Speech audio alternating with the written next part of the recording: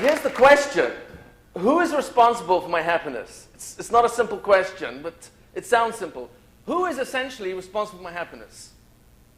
What would you say? You yourself? Okay. Is that a consensus of opinion? Thank you for having me. Are there any questions? So here we have a problem. If it's really true that you and I all agree that I'm essentially responsible for my happiness. So I'm going to ask you if you can relate to the following scenario. You know, when I graduate, I'm going to be so happy. Do you remember feeling that way?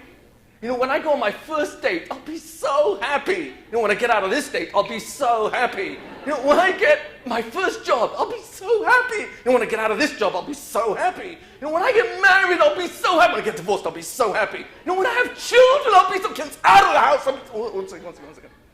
If my happiness depends on my boss coming through on a raise, who controls my happiness? Myself and my boss.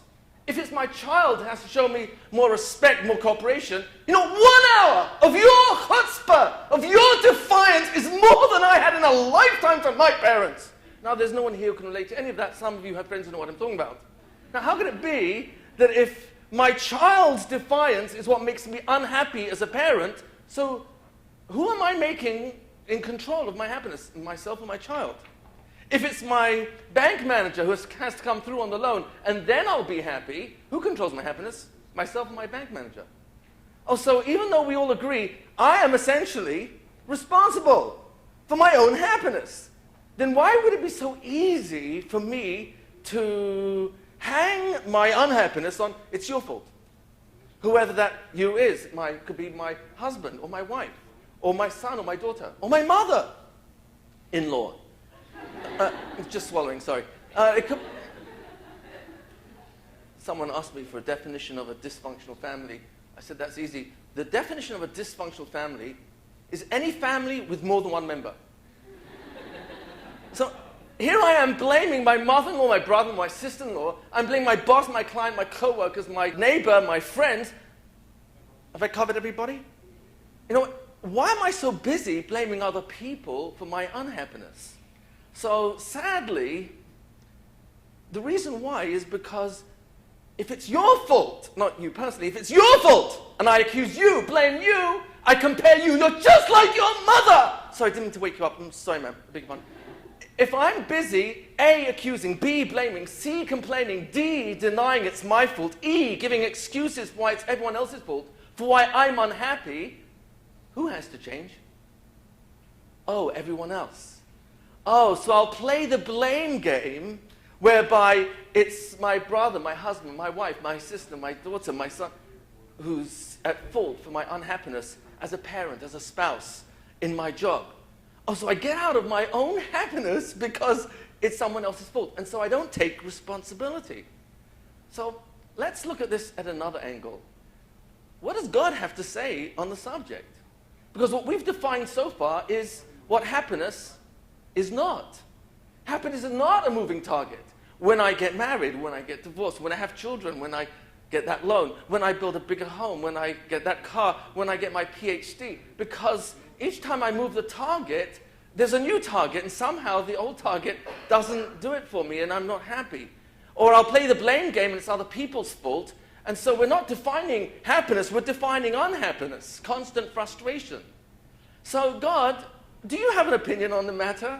Well, interestingly, chapter 26, verse 11 in the book of Deuteronomy, God says the following: I want you to be happy with all that I've gifted you.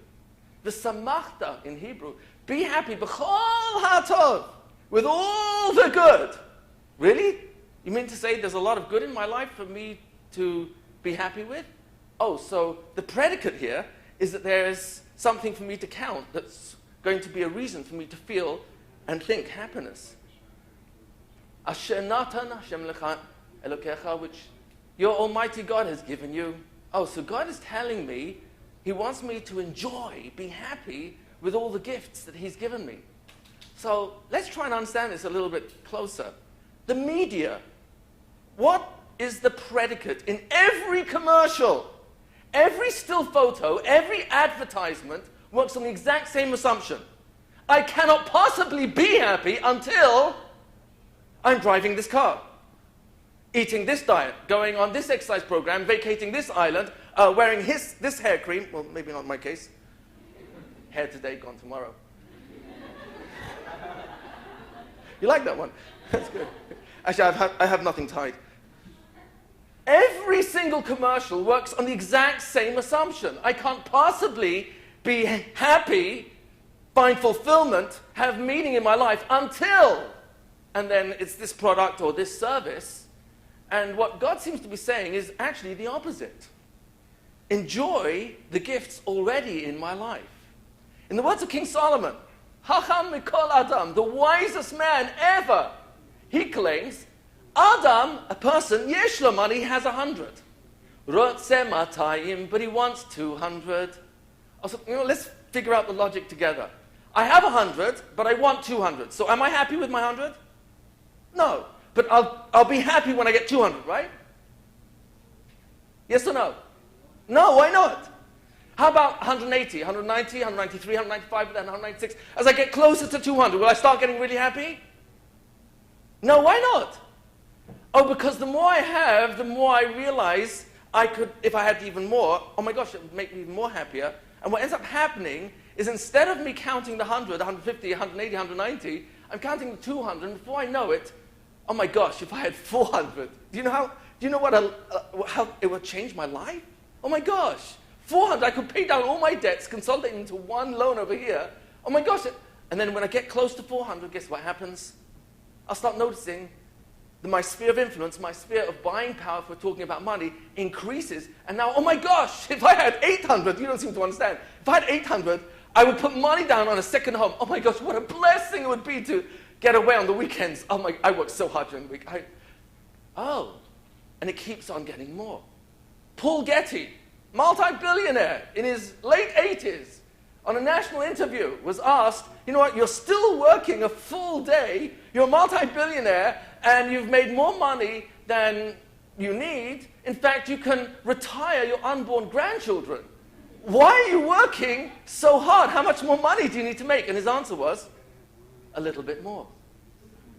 So when does it stop? Now, what is King Solomon telling us? Is he warning me not to want 200? Or is he saying, no, you and I are divinely wired, programmed to want more. That's not the problem. To want 200, that's natural. We're supposed to want more. The problem is not wanting 200. The problem is, if I'm not enjoying the first 100, where's the logic that dictates that when I get 200, then I'll be happy? 1 second, if I'm not counting the first 100, why would I be happy with the 200? Oh, so God says, 100 is not mediocrity. That's actually training my mind. That if I'm counting the first 100 in my life, in my wife, in my wealth, in my health, I'm a poet and I know it. Just joking. If I'm counting the first 100 in my health, in my children, in my family, that is preparing me. I'm training that when I'm blessed with more, 200, 400, I'll count that too. What are the advertisements doing? What are the commercials in the business of? Making me focus on what I already have to enjoy and build on that? Or is it having me constantly focus on what I don't yet have? And God's prescription is, enjoy all that I've gifted you.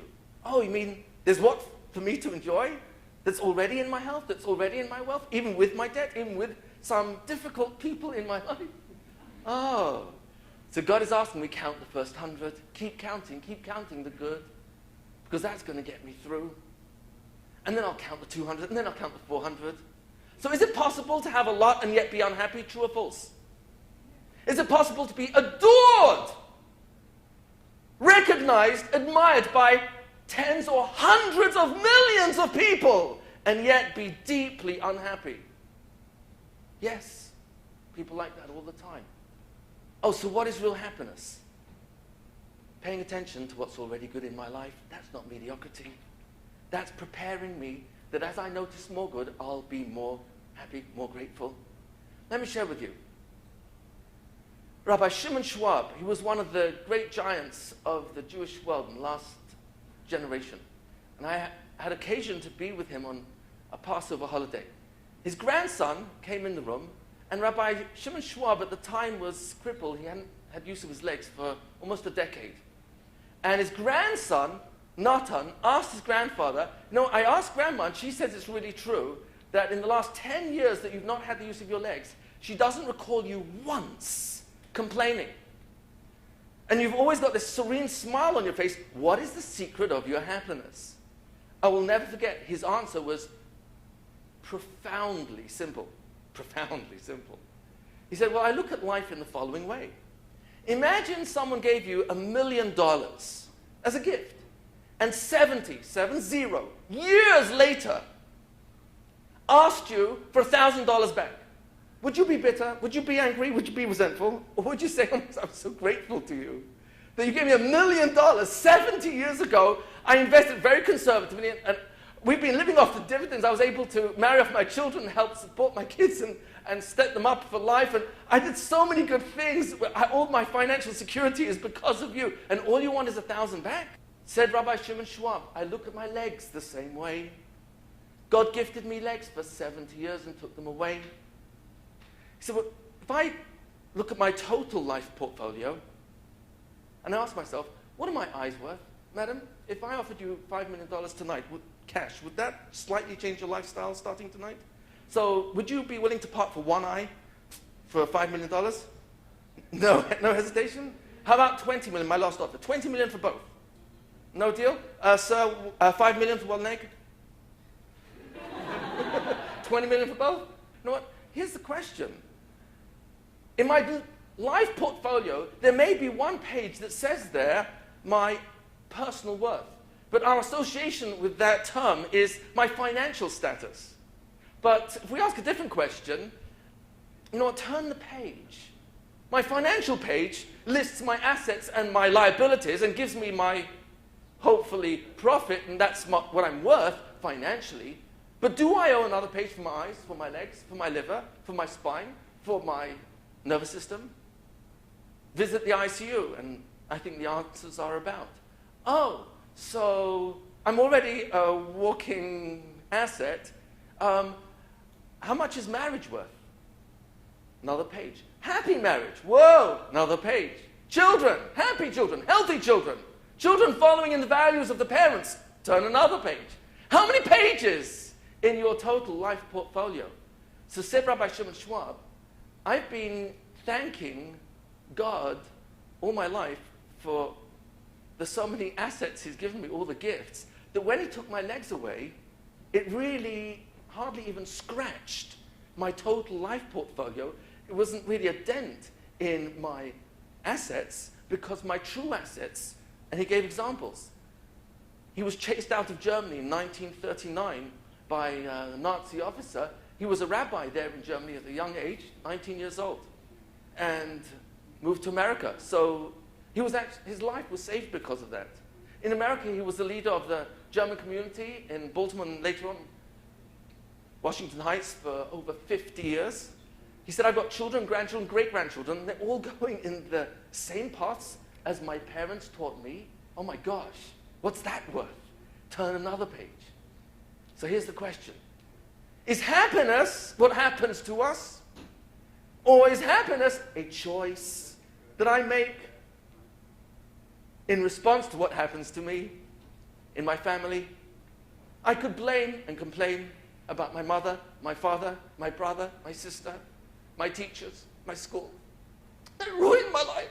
And I can spend a long time analyzing for a long time all the people that have hurt me and revisit the resentment, the anger, the frustration, the bitterness. And when I do, where's my mind? And claims the famous Kabbalist, the Arizal. What is the word in Hebrew? Anyone here for thought? What's the word in Hebrew for thought? Machshava. Very good. 10 points for Gryffindor. I didn't expect you to get that one. Okay. Machshava means thought. Says the Arizal, famous Kabbalist, the word for being happy is basimcha. Do you notice a correlation? Same letters. Oh, in Hebrew, according to the Arizal, where is happiness? In my pinky, in my elbow, my kneecap? Where is it? Oh, it's in my mind. Oh, it's possible to have a difficult home and still be happy. True or false? Is it possible to have a serious health setback and still be happy? True or false? Oh, is it possible to have a lot of difficulties and adversity and challenges in one's life and still choose to be happy? Oh, so happiness is actually a mindset. It's a choice. And I close with a true story that never happened. It's true because the message is true, but the story didn't happen. Are you used to the English accent? I'm going to switch now to a southern English accent. Can you handle that? Okay, so there are two farmers in a pub. They're having a pint of beer together, and one says to the other, "Ah, won £1 million. Oh, that'd be good. Ah, that'd be bad. Spent it all. Oh, that'd be bad. No, that'd be good. Bought myself an airplane. Oh, that'd be good. Ah, that'd be bad. It blew up in midair. Oh, that'd be bad. No, that'd be good. I jumped out just in time. Oh, that'd be good. No, that'd be bad. I forgot my parachute. Oh, that'd be bad. No, that'd be good. There was a haystack below. Oh, that'd be good. No, that'd be bad. There was a pitchfork sticking out the haystack. Oh, that'd be bad. No, that'd be good. I missed the pitchfork. Oh, that'd be good. No, that'd be bad. I missed the haystack. Oh, that'd be bad. No, that'd be good. I fell into an open grave. That'd be good. No, that'd be bad. The funeral men were filling it in. Oh, that'd be bad. No, that'd be good. I told them I was still alive. Oh, that'd be good. No, that'd be bad. They wouldn't believe me. Life is one long story. That'd be good, that'd be bad. Marriage, well, that'd be good, that'd be bad. Someone once told me he's married 63 years. He wants me to know that marriage is not a word, it's a sentence. No reflection on reality, just pure humor. Yeah, life is one long story. Oh, that'd be good, that'd be bad. Health. Good, bad. Once had a friend whose doctor told him he had 6 months to live. But when he couldn't pay the doctor bill, the doctor gave him another 6 months. Why are you laughing? Oh, you thought I was joking. Okay, fine. Life is one long story. Financial setbacks, marriage, health, children. Anyone here who has teenagers will understand why some animals eat their young. You know, life is one long story of health setbacks, financial, family, children, marriage. Who's going to be more happy than another person depends on how much more good I have than another person in family, wealth, health? Or does it depend on how many pages am I counting in my total life portfolio? V'samachta, enjoy, b'chol hatov, all the good that God has gifted me. Oh, that's the challenge. But where's that choice made? Oh, it's a mindset. So the question begs, who's responsible for my happiness? And the answer is, your choice. Thank you for your patience.